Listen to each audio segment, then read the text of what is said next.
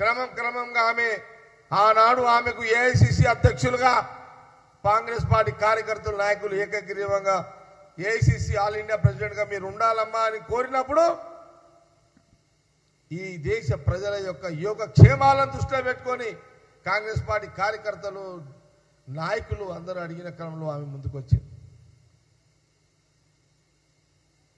ఆనాడు దాదాపు 22 సంవత్సరాలు కాంగ్రెస్ పార్టీ ఆల్ ఇండియా ప్రెసిడెంట్గా ఈ భారతదేశ కాంగ్రెస్ పార్టీ ఆల్ ఇండియా ప్రెసిడెంట్గా ఆమె 22 సంవత్సరాల అధ్యక్షులుగా ఉన్నది.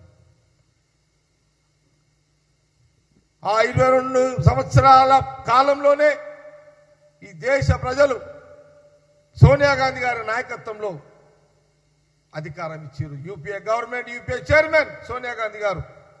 ఆ రోజు కాంగ్రెస్ ఎంపీలు అన్నారు, మిత్రపక్షాలు ఢిల్లీలో అందరూ అన్నారు, సోనియా గాంధీ గారు మీరు ప్రధానమంత్రిగా ప్రమాణ స్వీకారం చేయాలని వారిని కోరడము ఎన్ని కోరికలు, ఎన్నిసార్లు వారు కాంగ్రెస్ పార్టీ ఎంపీలే కాదు, కాంగ్రెస్ పార్టీ కార్యకర్తలే కాదు, ఎంటైర్ మిత్రపక్షాలు కూడా సోనియా గాంధీ గారిని ప్రధానమంత్రిగా ఉండాలని కోరడం జరిగింది.